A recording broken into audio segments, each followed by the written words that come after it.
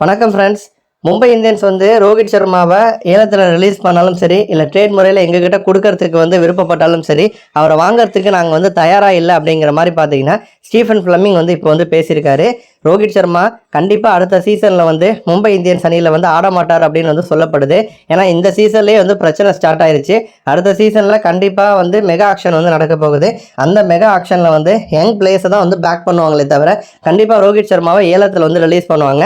அந்த மாதிரி ரோஹித் சர்மாவை ஏலத்தில் ரிலீஸ் பண்ணும் பட்சத்தில் அவரை வாங்குவதற்கு சிஎஸ்கே வந்து ஆர்வம் காட்டுவாங்களா அப்படின்னு கேட்டிங்கன்னா, ரசிகர்களுடைய எதிர்பார்ப்பு என்னன்னா ரோஹித் சர்மா சிஎஸ்கேல ஆடணும் அப்படிங்கிறது தான். ஆனால் வந்து ஸ்டீஃபன் ஃப்ளமிங் வந்து அதிரடியாக ஒரு முடிவை வந்து தெரிவிச்சிருக்காரு. ரோஹித் சர்மா எங்கள் அணிக்கு வந்து தேவை கிடையாது அப்படிங்கிற மாதிரி இப்போ வந்து ஃப்ளமிங் வந்து பேசியிருக்காரு. ரோஹித்தை பொறுத்த வரைக்கும் அவருக்கு வயசு வந்து 37 ஆயிடுச்சு. ஜென்ரலாகவே சிஎஸ்கே வந்து டேடிஸ் ஆர்மின்னு சொல்லுவாங்க. வயசான பிளேயர்ஸை உள்ளே எடுத்து ஃபார்ம் அவுட்டில் இருக்க பிளேயர்ஸை உள்ளே எடுத்து ஃபார்முக்கு கொண்டு வர வேலையை தான் சிஎஸ்கே அதிகமாக வந்து பண்ணுவாங்க.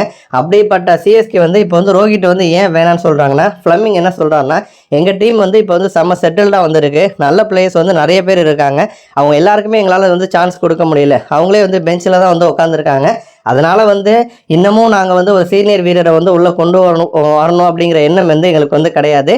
தோனி இருந்த வரைக்கும் வந்து அந்த மாதிரி வந்து பண்ணுவார். பட் இப்போ வந்து கேப்டன்சி வந்து மாறிடுச்சு. ஐபிஎல் அப்படிங்கிறது யங்ஸ்டர்ஸ்க்கான ஒரு டைமாக மாறிடுச்சு. ஸோ இப்போ வந்து யங்ஸ்டர்ஸ் தான் வந்து செம்மையாக வந்து பர்ஃபார்ம் பண்ணிட்டு இருக்காங்க. ஸோ ருத்ராஜ் கெய்க்வாட் தலைமையில் கண்டிப்பாக ரோஹித் சர்மாவை உள்ளே கொண்டு வந்து நாங்கள் வந்து ஆட வைக்க மாட்டோம். ரோஹித் எங்களுக்கு தேவையில்லை, எங்ககிட்ட இருக்க பிளேயர்ஸே வந்து எங்களுக்கு வந்து போதும் அப்படிங்கிற மாதிரி ஃப்ளமிங் வந்து சொல்லியிருக்காரு. ஸோ இன்னொரு புறம் பார்த்தீங்கன்னா, சிஎஸ்கே ரோஹிட்டை வாங்கலைன்னா கண்டிப்பாக ஆர்சிபி ட்ரை பண்ணுவாங்க. ஆர்சிபியோட வேலை என்னென்னா, எந்த நல்ல பிளேயர் வந்தாலும் அடித்து பிடிச்சி அதிகமான கோடி கொடுத்து உள்ளே வாங்குவாங்க. ஆனால் என்ன கொடுமையாக இருக்கும்னா, சிஎஸ்கேல ஒரு பிளேயர் உள்ளே வந்தார்னா ஃபார்ம் அவுட்லேருந்து ஃபார்முக்கு வந்துடுவார். ஆர்சிபியில் ஒரு பிளேயர் உள்ளே வந்தார்னா ஃபார்மில் இருக்கவர் ஃபார்ம் அவுட் ஆயிடுவார். இதான் வந்து நடந்துட்டு இருக்கும். நன்றி.